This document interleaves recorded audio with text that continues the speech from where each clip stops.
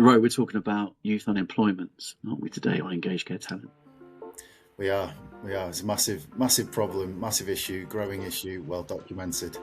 And we've got two amazing people on who've created an amazing partnership to solve this issue in one particular organisation, but some amazing advice for others. But I said amazing too many times. But it's yes. No, you can't say amazing enough times, right? I think this is not another great episode on Engaged Care Talent. Ultimately, this is about talking with individuals and organisations who really want to change the way that the industry attracts and engages and retains talent. So, Kirstie and Laura were a fantastic chat. So, let's get going. Let's go. Well, welcome to Engage Care Talent. Really pleased to have the two of you on. So we've got Kirstie from Salutem Care and we've got Laura from King's Trust. And obviously we all know Chris and I'm Rowan. So I thought we'd just kick off by getting to know you a little bit, because anybody watching this might not know what King's Trust is, but we'll do by the end of today. And the same with Salutem Care. So if I pick who comes first on my screen, that'd be you, Kirstie. Could you give us a bit of an intro into yourself and Salutem Care, please? Of course. I'm Kirstie Jones. I'm the Chief People Officer at Salutem Care and Education. So we've got about 150 sites across the UK, schools, supported living, children's services and adult services, and we look after very vulnerable people. We've got about 3,000 staff, and we're coming up for 9 years, actually, that we've been around. So absolutely passionate about the social care sector and really, really passionate about getting young people interested in social care. So hence our little connection with King's Trust. So that's who we are. Brilliant. Thank you so much. And then over to you, Laura. Thank you. Thanks so much for inviting me to do this today as well. It's very exciting. So I work for the King's Trust. I'm head of health and social care. So the King's Trust was founded in 1976 by His Majesty the King. He was the Prince Charles at the time. So you might know us by the Prince's Trust. We updated our name in 2024. And we're now in our 50th year of supporting young people, which is very exciting. We've got a lot coming up this year to celebrate that achievement. So essentially, our vision is to end youth unemployment, and we do that by removing barriers for young people across the UK to allow them to live, learn and earn, essentially. And the reason why I'm working so closely with Kirstie and other amazing organisations in social care is that my team specifically are looking to support 16 to 30-year-olds into long-term careers in health and social care. Brilliant. Thank you so much. So I'll tell you what's really interesting is when I was looking at, in preparation for this chat, was that you do work with 16 to 30-year-olds. Because quite often I've done a couple of events recently about this topic, about rising youth unemployment and the barriers that are there. And nearly everybody who's involved just focuses on young people being 16 to 25, maybe at the top, maybe even 16 to 22. So I find that interesting. Did you have a lot of people who are in the older part of that age bracket that you support? Yeah, definitely. And I think we've still got a bit of a legacy from the COVID pandemic in terms of the knock-on effects for young people from that as well. So I think unfortunately increasingly we're seeing more people over the age of 24, 25 needing our support.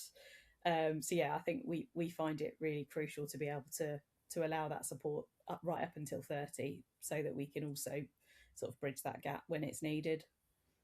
Okay, brilliant. And would it be fair to say that the people that you support in that age bracket is almost an untapped talent pool for a lot of companies who either bypass young people for whatever reason, which I'm sure we'll dig into, but also concentrate on targeting people who've got experience, especially in health and social care, where it's been documented for years, hasn't it, where there's shrinking talent pools, and those people that have got experience have been around for a bit and they've had a few pay rises, and everyone's trying to target with them with base level salaries and wondering why it doesn't work. And for me, there is a huge potential to bring in the next generation who are needing employment. They're after a career. They can bring new energy to it all. But essentially, they're probably being missed out, aren't they? Yeah, definitely. And I think that was essentially why our programs in this space were established in 2019, because we found that we were finding the right young people for these roles. They had absolutely the right values, the right kind of long-term career aspirations in the sector. A lot of them were young carers themselves, and so the transferable skills were fantastic. But for some reason, they just weren't being able to connect to these roles. A lot of them had applied for multiple positions within the sector and weren't being successful. So our programs are essentially there to sort of bridge that gap, to kind of build up their confidence and knowledge and skills, and then introduce them to fantastic employers like Salutem at the end of the courses, to sort of say, let's put you in front of these employers, talk about what you can do, and how your values align.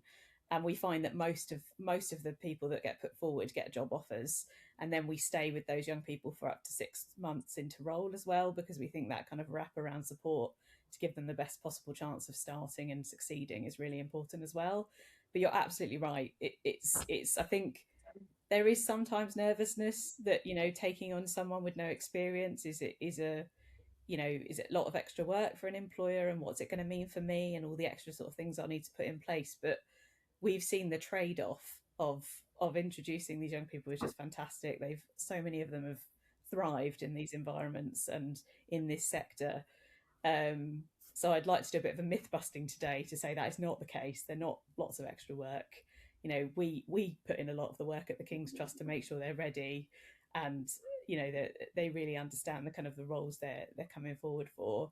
And as you say, this is where we need to be focusing, because I think isn't it some terrifying stat that in 20 years we won't have enough people to look after us in care, because there's the average age range I think is about still over 40. So this is absolutely where we need to be kind of focusing our energy to make sure that we're making a workforce that's fit for the future. Definitely. I know that Chris is dying to dig into the case study and how it all worked. I just wanted to say one other thing, which was we recently ran an event with the RNIB, which was all about bringing more partially sighted or blind people into work, and it was a very similar scenario where it's a completely untapped market that people either ignore or they just don't access, and they're missing out on some really good people. And one of the biggest themes, obviously the biggest theme that comes through, is that if you are an employer that is set up with the right framework, the right support to bring in people who are blind or partially sighted, or in this case, the younger generation, then it's a real advantage. And I think that one of the big takeaways from probably from today, especially with the myth busting, is that a lot of companies aren't set up to bring in young people. They've not got the support there, which is why the King's Trust is such an asset. So I probably teed up the case study, Chris. So over to you. No, I think it's I really like what you said, because it's I think that being so proactive is really important, because I think as often I think we both seen it, Rowan, haven't we? And we've all seen it over the years, is that there's kind of this expectation that education just prepares people for the world of work, and the world of work just expects them to be ready, and it doesn't help where, these expectations are done in promotional campaigns, which are expecting people to do better, go further, and be the best you can be. And actually, the role of employees is really, really important. That's one of the reasons we created Engaged Care Talent, is about talking with organisations who are, what are they doing to help, solve the care talent crisis, and I love the fact you're being so kind of front foot about it and proactive, because employers have a really important role to play, as well as, of course, the King's Trust and helping employers. So I'll stop rabbiting on about it. But tell us a bit about the kind of examples of the work you two, both organisations do together to make all this happen and result in employers having, fantastic candidates walk through their doors. We have to be really flexible, and I think people get scared about changing your recruitment process, but it needs to change. It needs to be adaptable. So we work really closely with the King's Trust is what's going to work, and the little courses that we run, we do them on our sites. We get people introduced to our team, so it takes away that fear around social care. Sometimes people think it's a scary thing to go and do. It isn't. It's probably one of the most rewarding things, the best skilled workforce I've ever worked within, to be fair. So we do this, we're very regulated, and that scares people, but you can do different things in your recruitment process and still meet the regulation. So we make sure we have guaranteed interviews. If a young person attends the course, we guarantee them an interview. We make sure that they understand there's flexible ways of working. And for us, the best success we have is when we grow our own talent. So actually, we did a lot of work with international recruitment a few years ago, and that's changed now. And for me, if we can grow the younger talent and bring them in and show them this amazing sector, which if you want to become a CEO, you can start as a support worker, you can start in the kitchens, and you can still become a CEO in this sector. So it was really a no-brainer for us to talk to the King's Trust about how can you help us attract this talent, because King's Trust know the young people sector better than anyone. So we've been doing some really good partnership work in, let's put these programs on, let's target where it's difficult to recruit. And there's a mix, and you're right that people are often worried about people coming in with no experience. But as long as you've got the right values, we can teach you everything else. And to get a really good social care team is the experience and inexperience and learning together. And also, I think the people that we support, the people that are supporting, they want to be reflected, and we support some young people. So having somebody that's a similar age to you, you go out and you have great days with them. That's what you do as a support worker. So it's a really fantastic way to introduce young people to social care for us. And the King's Trust have been an absolutely brilliant partner with us. I can't speak highly enough of the team, and it is a real collaboration. It is real partnership. Don't know if you agree, Laura. Oh, absolutely. Yeah, it's wonderful working with Kirstie and team at Salutem, because I think, as Kirstie's just alluded to, that kind of understanding of what's important for a young person, and how it is really important to adapt what you do and take on that feedback. With every program we do, we usually do something slightly different the next time, because we've learned kind of what do we need to do to make those roles more accessible for people? How can we bring it to life for them? How can we sort of buddy them up with someone when they start for them to be most successful, etc. So it's just, I think what works really, really well in a partnership is sort of having that understanding that you do need to do some things a bit differently. You do need to think about, as Kirstie said, those kind of role models that kind of understand young people and what might be different, and there are also lots of different barriers affecting people in different ways. So we also know that lots of young people are affected more by the kind of mental health challenges, and that's something that we've also put in sort of extra provisions for to support with. So it's that adaptability, because you're focused on that end goal of, as long as you can attract that talent and keep them and want them to grow. I think that's another thing that often sometimes is what we think about. We think about the vacancy that's out and just trying to get the support worker in place. But actually, young people often want to know, what's my next step? What do my next 10 years look like? What's the next step on the career progression ladder? So trying to think about those things up front and talk about them and show those examples of people that have really progressed just is so powerful to kind of keep people connected. We have some programs now where we don't even need to recruit, because we predominantly engage young people through social media at the King's Trust and other sort of referral agencies and things like that. But we actually have some programs where there is a waiting list of people to join programs because of that word of mouth, because that is so powerful. If they hear that this is a great organisation to work for, this is a great day-to-day role, the word spreads, and that's the dream, really. We're creating that pipeline.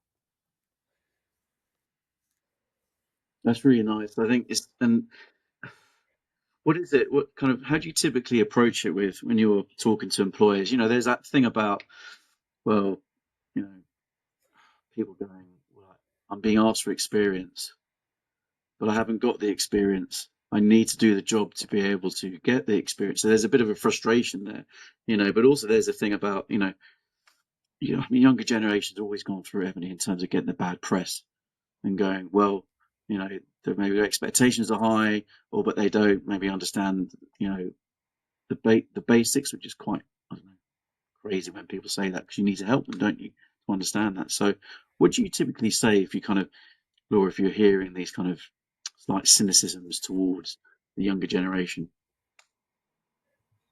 Yeah. So, I mean, demonstrating our sort of track record, I guess, is important in terms of how many of the young people have moved into job offers and have stayed in the sector that we've worked with. Obviously, first and foremost, goes quite a long way in the sector to kind of talk to that. I mean, we also are very flexible with how people want to make it work, because at the end of the day, we just want to introduce those young people to those great careers. So it might be sometimes we do a longer form course where there's a work experience element to it as well. So those courses might be like 6 to 8 weeks long, and actually they're the young people have a bit of, I don't really want to call it a trial, but they have a working trial as a part of that, which is sort of, that happens before interview. And some employers feel a little bit more comfortable doing that, and that's fine. But again, we've received fantastic feedback in terms of how ready they are for that trial, and the kind of effort they put in, and the bright stars that they are when they're appearing through the services, which is amazing. So so yeah, we have that flexibility. We often build up our programs. We try things out. We want to get sort of that confidence first. But yeah, you're right. There is a large element of worry, and I guess in a sector that's already very thinly spread and very busy, I think people taking a chance on things like this sometimes can feel like a big step. But again, the reason we exist as a team is to bridge that gap, is to provide that support, is to take away some of that risk for the employers so that we can prepare the candidates, we can provide that wraparound support. So hopefully that means that people then do give us a chance and see the benefits of doing so. I don't know. I'm trying to remember the initial conversation we probably had with Kirstie, but I can't. Oh, yeah. Yeah. I think we actually got involved when we actually had a secondee come into our business for a year, which is how we got involved in the first place. And I mean, the insights that they gave us about how we worded our adverts, we were being very a certain age group in the way we worded adverts. So the King's Trust can advise you on that too, the language that you're using when you're advertising for roles. And it just seemed to me that actually that it's a real part, because the support is there for the talent. There is so much young talent out there. We work with universities as well. I mean, I went to a event the other day and they presented to us some business ideas. Well, if that's the future, we're all in good hands, right? Because they were amazing. And you miss that. I think if you don't go and talk to young people, and don't just forget what it says in the press, go and talk to them, get them into your organisation and the ideas. And because you can train them up, but they come in with passion and they come in with fresh ideas, and the King's Trust are there to so it's not a shut off when they come and join your organisation. The King's Trust are there, and I can go and ask questions if I need to. And I think we've got a real opportunity in social care at the moment to really engage with organisations like the King's Trust and really target that young people, because that's the future for me. And I'm of a certain age, right? I'm going to be aging out at some point, and who's going to take my job? And that's who it is. And when I look at the successes of people going through organisations, it's the best part of my job is watching somebody join young and then off you go and fly. And we'll give you every opportunity. And Laura's right, you just have to think a bit differently. And actually, when you go out and talk to your managers, they're really engaged. So I can't remember the initial conversation other than yes, please, because what else are we going to do to fill that gap? There is a skill shortage in social care, and there's young people out there ready to fill it. So why wouldn't you do it? And for me, it's just fabulous to watch it work.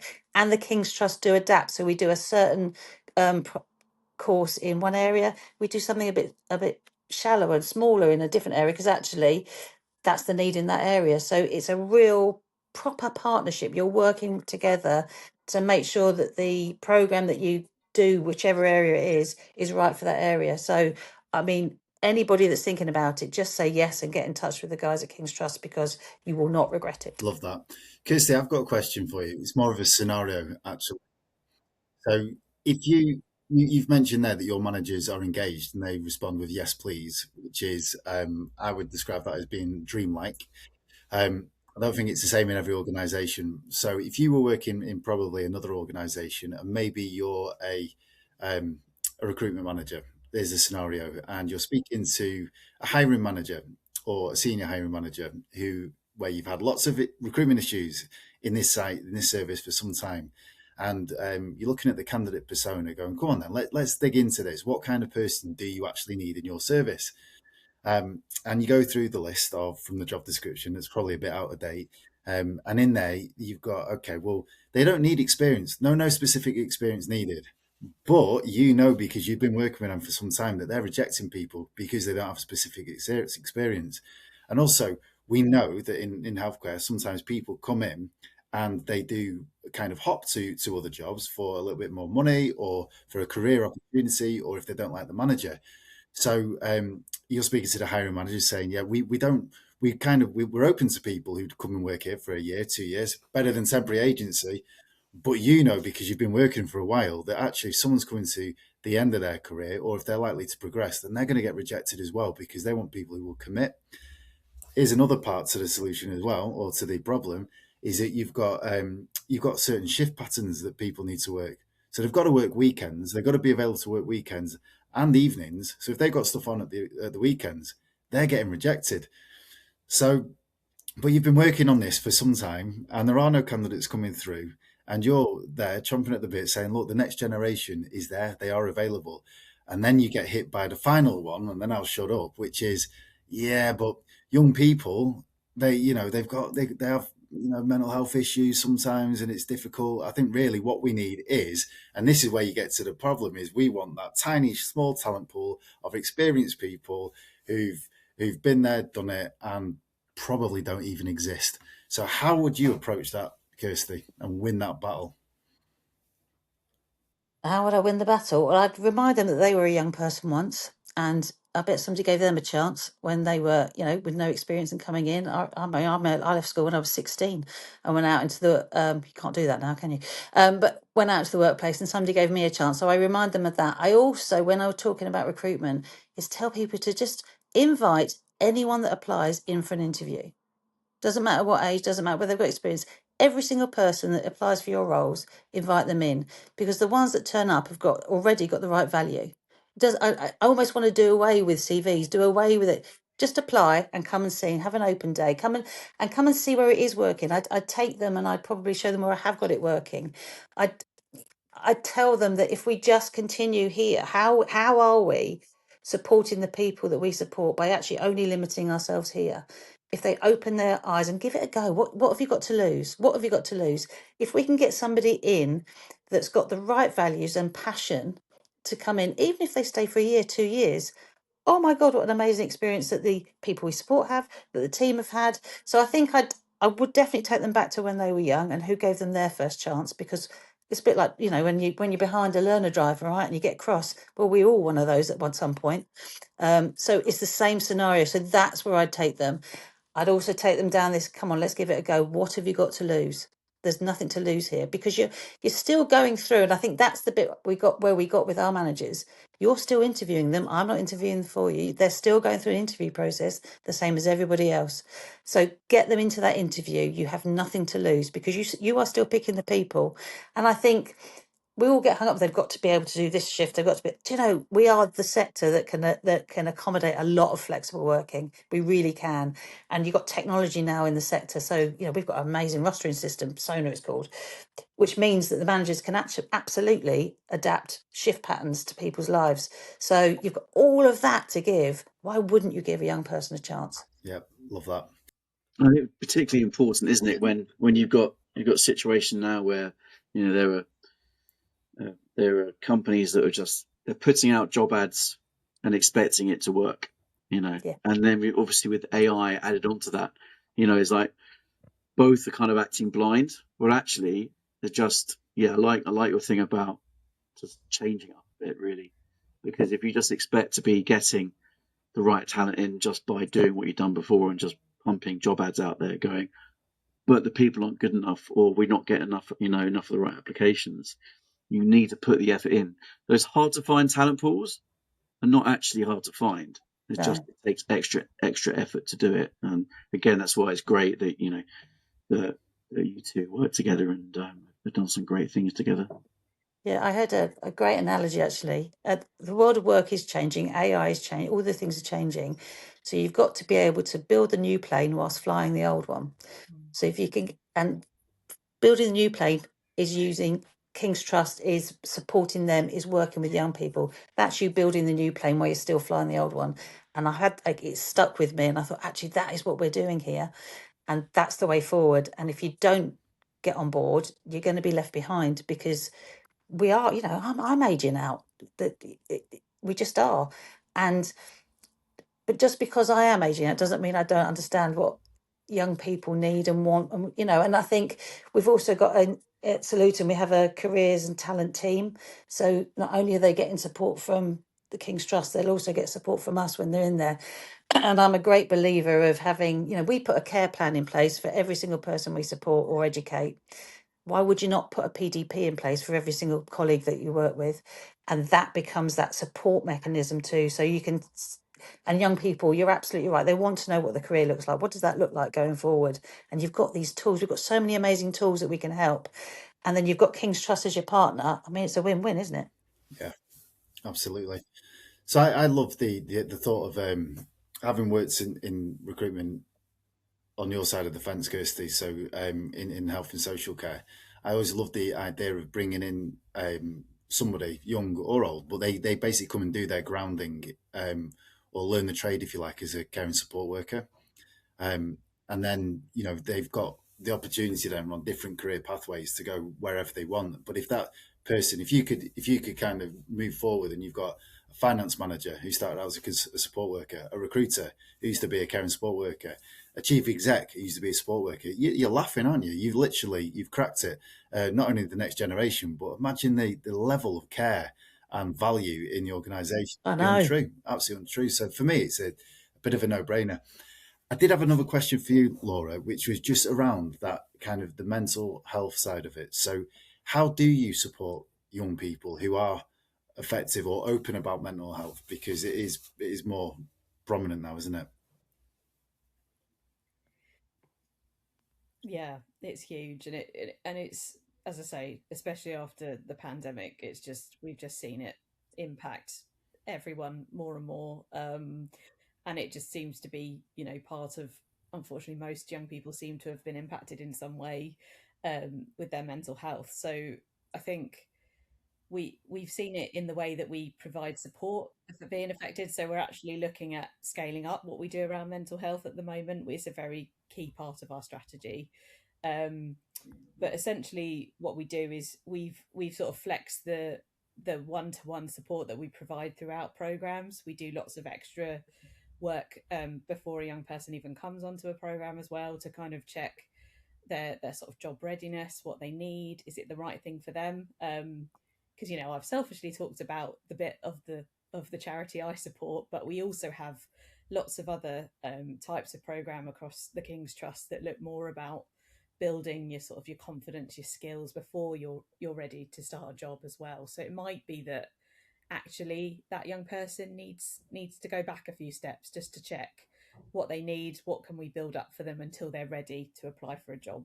So that's really important, putting them on the right path, not putting them on something they're not actually ready for their mental health or for their greater well-being.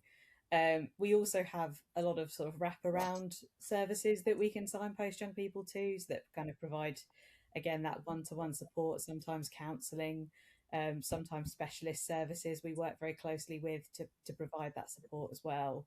But I mean, I know it's cliche, but it's treating everyone as an individual and taking that time to really understand their position, what sort of placed that mental health challenge on that person as well. Because we also work with care experienced young people. We also work with people that might have gone through periods of homelessness, people that have come from significant deprivation in their background and things like that. So it's also sort of understanding what matters to them and how we can improve their circumstances for them, or give them that opportunity that will bridge the gap to them moving forward.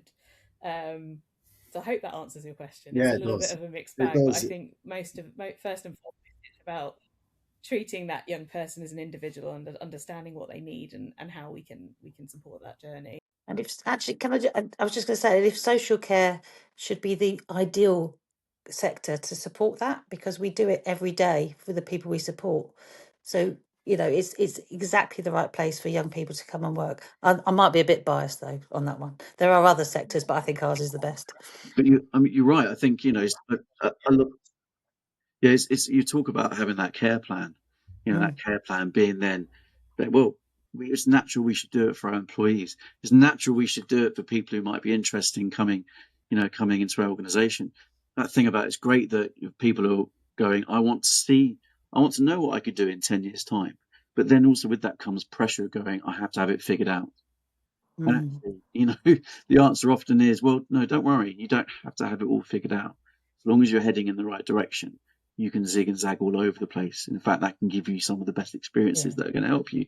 So I think that openness and literally that care, you're right, is so important to apply to people who might be joining an organisation, and then it impacts everything else that follows, doesn't it? Yeah, absolutely. So what's the best entry point? So if there was got an organisation that's watching this podcast back and they're thinking, yes, we would like to do that. Oh, it sounds like a lot of work, and we don't know where to begin. What's your advice, Laura?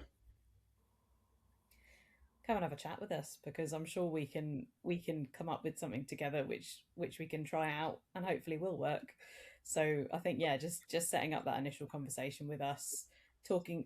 It's really good when organisations front up those concerns, or like, oh, this is a particular challenge for us that we've come across before, because that means we go in really clear on what we're both trying to achieve, and as I say, we can try things out. But I mean, I'd like to think there's no risk other than time, someone's time in having a chat with us, because we're lucky enough to receive funding at the moment, mainly from the Department of Health. So it's not an extra cost to organisations. We can, as I say, we can tailor support. We can sometimes come and deliver from their sites and things like that as well. So yeah, just have that initial conversation with us would be the. I feel like I should insert an email address or something at this point. We will can share that as well. We definitely will do. And how do people support the King's Trust? So if somebody who's watching this and thought, oh, this sounds like I'm a little bit in awe of everything you're talking about, if I'm being honest, and if people are like wanting to support the wider problem, but there isn't an option to bring you in or whatever, how can people actually get behind you?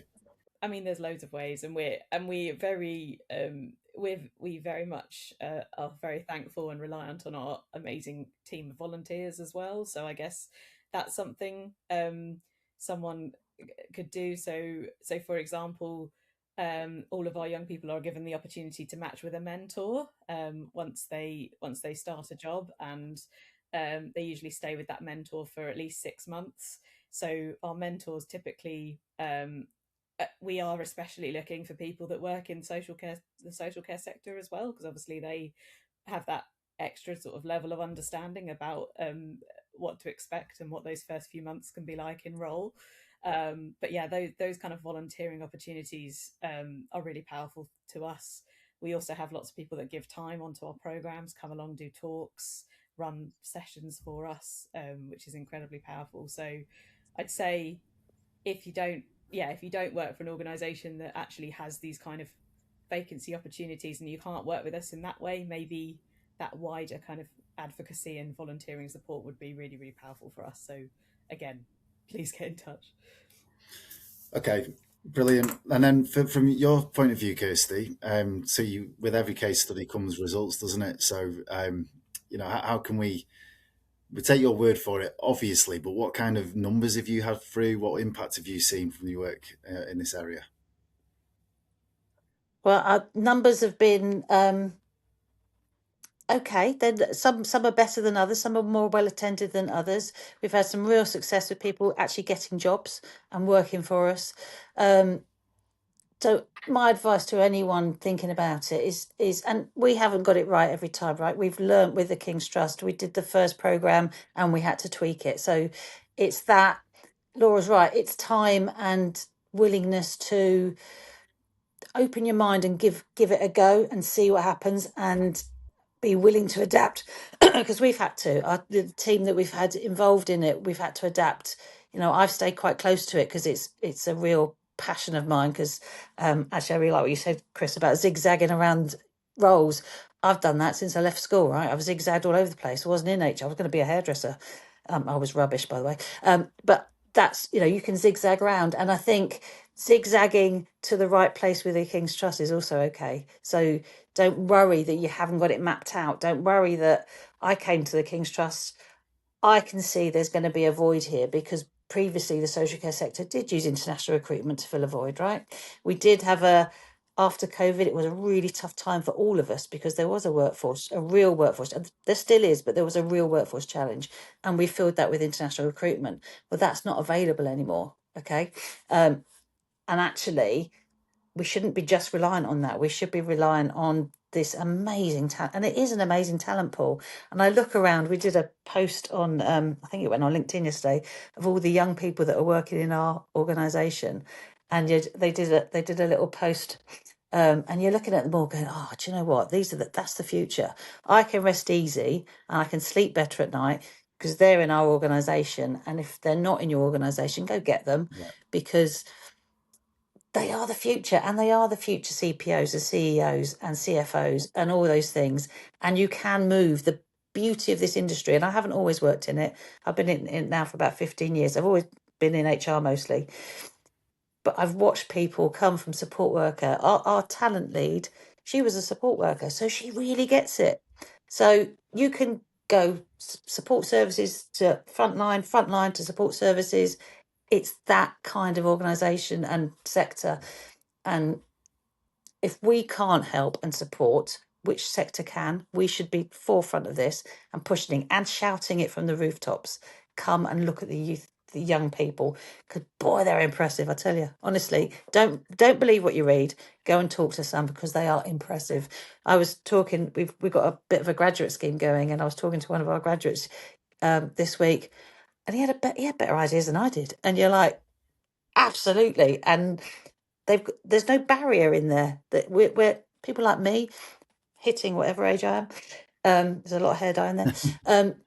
Is sometimes I'm a little bit limited to my experience and what I know. Whereas when you're young, you're not limited, are you? No. I wasn't when I was young. I can do that. I can do that. Give us a go. Yeah. That's the mentality you're going to get, and that I tell you what is worth its weight in gold. Organisations get energy from when you're working with other people from different backgrounds, but also younger people. I think it does give you that energy as well, and actually realise that everyone can learn and do things differently.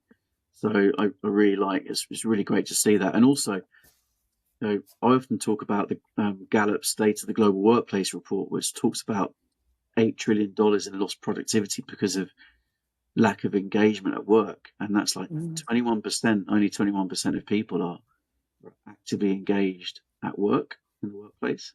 And a big challenge this year, what's come from it, is being managers being kind of stuck in the middle.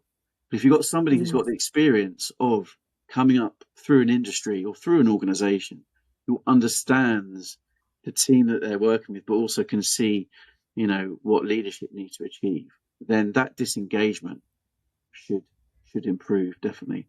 So it's a frustration, isn't it, when leaders don't understand what's going on down below. Yes, parts of the organisation. One of the key things. I was just going to mention we did some research. Oh, sorry. No, go for it, Laura. No, go on, Laura. Going to interrupt each other. Sorry. We did some research a few years ago, specifically for 16 to 25-year-olds, I believe it was, and to find out what was really important for young people in that demographic. And it wasn't, it wasn't salary. It wasn't, being the next big thing in a certain industry. It was something that made a difference. And like I feel like again that is such an untapped interest. Like we know that this sector is always cited as one that people are interested in learning more about, because I think again in the wake of what happened a few years ago with COVID, people just want to make a difference, and that's so powerful at keeping them engaged in their job. And there's no better one than social care, right? And seeing that every day and how you support people. So yeah, I think that's really powerful. I do also have we recently we collect sort of case studies from our young people, and I didn't know whether it was worth sort of citing a couple of sort of quotes from a young person we've supported, just to bring it to life a bit more. But Yes, please. if we have time, That'd be great. Yeah, go for it. Yeah, go for it, please. yeah, sure. So I'm just going to talk to a young gentleman called Chris, who's 24. He took part in our program in Nottingham with Salutem that we co-run just before Christmas. So he, again, I'm going to read out his quotes, not because yeah, sorry to read, but I just want to make sure I get his words right as well when I'm saying this. So before joining the King's Trust, I was unemployed and feeling uncertain about my future. I wanted to work but lacked confidence and clear direction. So he took part in a program, and like many people, Chris also faced additional challenges during the COVID-19 pandemic.